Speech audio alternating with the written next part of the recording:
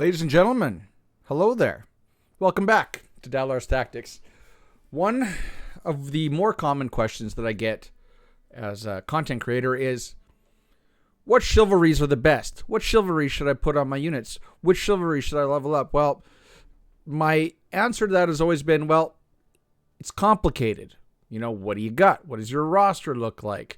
What is the development? If you got, some 6-star heroes, you probably want to chivalry them up first before, your 1-star heroes. It's complicated. So I thought I would sit down today, and I finally made a spreadsheet on my master spreadsheet for King Arthur Legends Rise, which is linked in the description. I finally made a little tool to try to answer that question. Which legendary chivalries should I focus on first? So that is going to be basically the topic of this video. So, if you don't know, for those of you that are just starting the game, every legendary hero has chivalries. They're basically just power-ups on your hero. So you can do 6 stars, then you can do 6 awakened stars, that's the purple ones, and then your relics have 6 stars, and then they have awakened stars as well. And then you got your gear, and then after all that, you have your chivalries. Chivalries is like the dupe system in this game. So if you pull a bonus hero, like if you pull Morgan, who the game gives you in the first couple days, if they're not the first day, if you pull another Morgan, it counts as a duplicate, and you can use the duplicates to power up these chivalries. Let me show you one that is not maxed. Here we go. Anya. See? Said it right.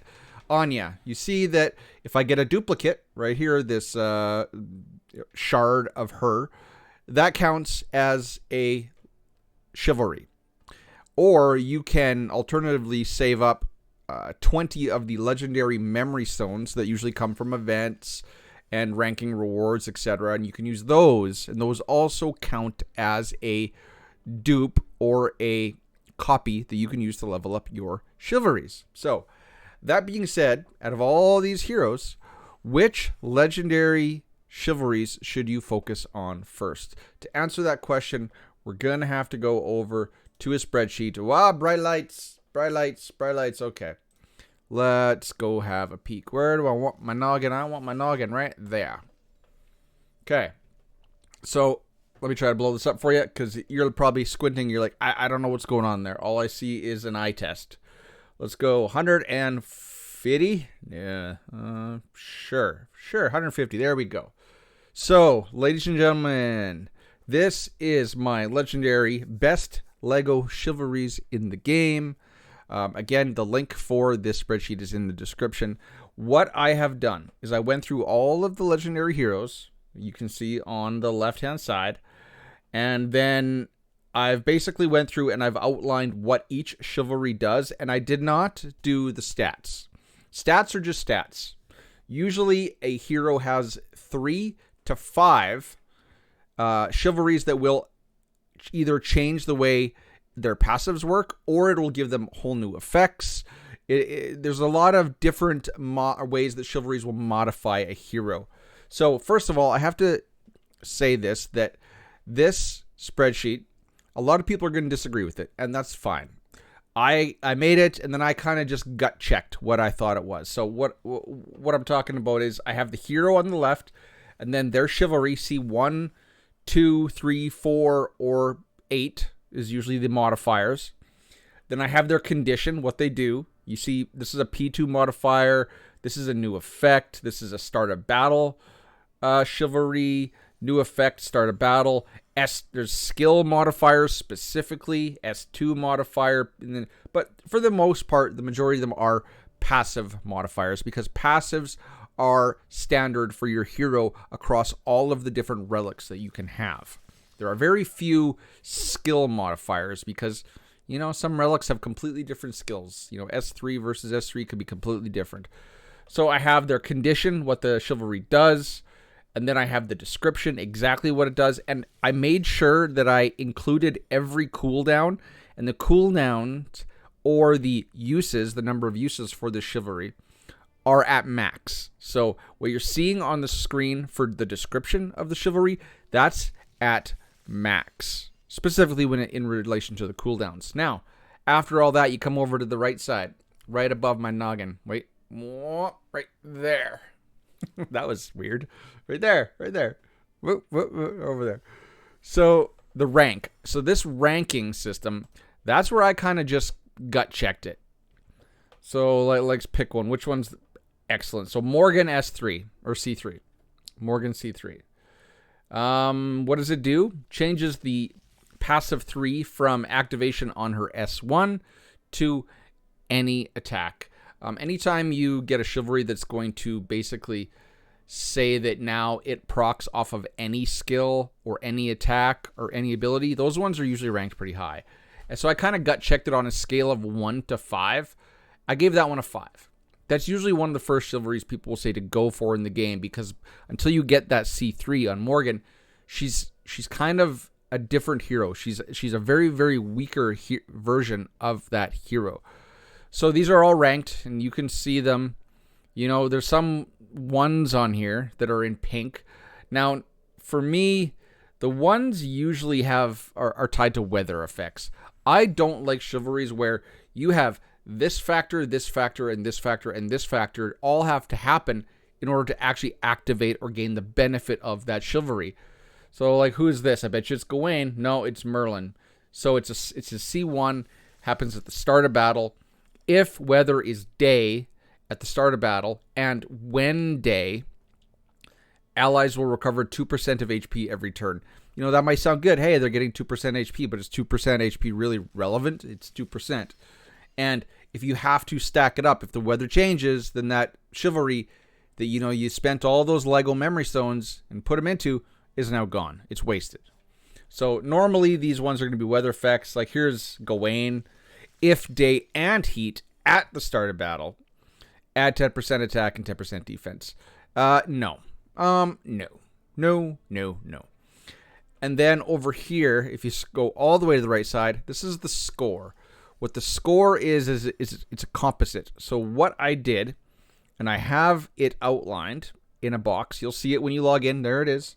So what the score is, it factors in an inversed cost value to the level of the chivalry, because C8 is a long ways. That's a lot of memory stones, right? So the example I give is a C1. If it's a chivalry 1, it's worth, behind the scenes in this spreadsheet, it's worth 5 points. And a C8 is worth 1 point. Trying to adjust for the cost it would take you to get there, because you get these good chivalries, but you also get HP, defense, effect action, just flat stats on your way. So after I've done that little conversion, I add it to the ranking that I gave that chivalry, and then that is tallied in this score. So let's just look at some of these chivalries that are ranked the highest. So number 1, the one that gets a 9, like C1, so the lowest cost chivalry, and the highest rank is actually Jillian's C1. You know, really cheap. It's a P2 modifier. It increases the healing and cleanses an ally when inflicted with an abnormal status and gives them abnormal status immunity. Right? That is essential in like Cromcrotch. That's essential in the Master of Death. It's just a good, cheap chivalry. But you're like, oh, maybe I don't want to do her. Well, okay. Well, who's up next? Tristan C1. It's cheap. You see, these C1s might be ranked a little bit higher, but let's try to find a higher value chivalry that's higher ranked. Morgan C3. That's a no-brainer. Lot C2. Well, you might not want to do Lot, because Lot, you know, he's got a lot of chivalries. Ceres, C1. Start a battle. Grants each ally cleanse for 2 turns. 1 debuff when inflicted. So the cleanse 1 debuff when inflicted by debuffs.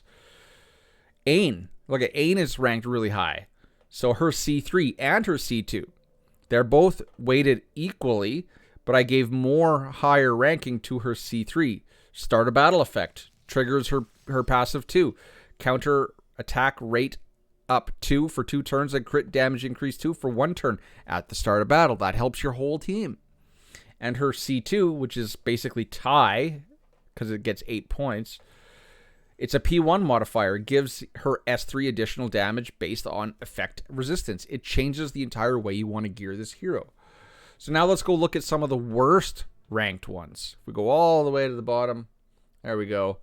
Here we go. Ain C8. It's an S1 modifier. It grants a buff to 2 allies on use. I can't remember exactly what buff, but on use of her skill 1. Oh, so skill 1, depending on which relic you use, gives different buffs to your allies. But to one ally, what her C8 does is it gives a buff to 2 allies. Now, is that worth taking, giving her memory stones from C4 all the way to C8 before other heroes? No. Like, I didn't give it a 1. I gave it a 2. So it does have a use, but its cost is so high given that it's C8. Bedivere, C4, ignores an extra 5% defense. Is that worth it to do 4 Lego Mastery Stones times 20? Probably not. Jillian, C8, 1 use when inflicting an abnormal status effect. She can do like freeze, I think. She's going to AoE heal all allies for 10% of target's max HP. Yeah, nice heal. Is it necessary? No, not for a C8 cost. Gilroy, C8, garbage. Merlin's C8, it affects his P1. When using his S2, when he's above 50% HP, it adds an AoE cleanse to the S2, which procs off his P1. You see, is that really worth it? That AoE cleanse?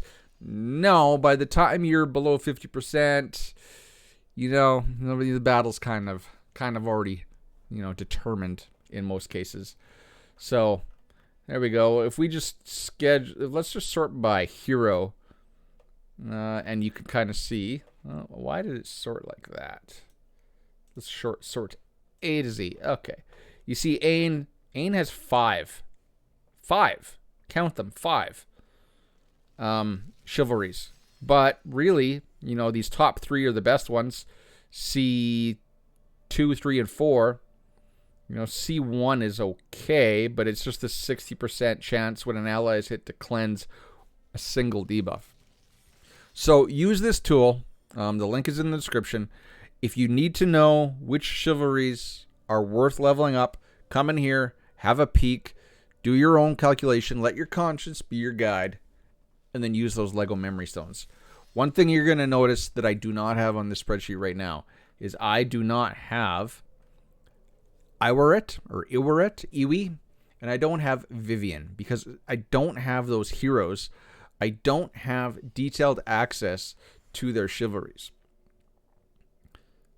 I don't know why my mouse is all wonky today.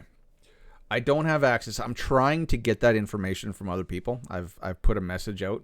So I'm going to try to get that information, get it added to the sheet. So if you're looking for Iwi, Iwaret, or Vivian, they're not on this sheet currently. And, if you don't pull the hero, and I'm really sad that I didn't pull Iwi, the only option you really have to check them out is if you go into Codex, and then you could decipher what they are, because you can take the chivalries down to 0, right?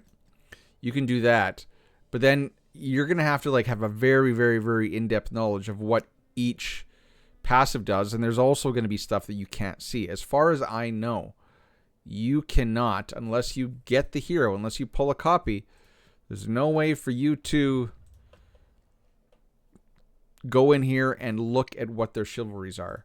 Is it in test skills? No, it's not. I don't know why I clicked that button. Yeah. No, not in here. So I'll try to get that information added, but for now, it's not. Ladies and gentlemen, if you have any questions, comments, concerns, put it down in the comment section below. What should we do? Well, I've said it once. Let's do it for a code word of the day, or safe word of the day. Let's go composite, because that last value, that score, was a composite value, right? So composite, not compost, although it's kind of the same. Composite. Put that down in the comment section below. Although we made it to the end of this video. Short one today. I tend to ramble, but this is a short one. Check out all the links in the description. That's where you'll find the spreadsheet. Thank you to all of the supporters that support me through the Netmarble Content Creator Program. I appreciate you. What else? I think we'll wrap it up there. We won't keep you very much longer. So hope you enjoy it. Hope you use the spreadsheet. Until next time, ladies and gentlemen. Cheers, peace. Bye-bye.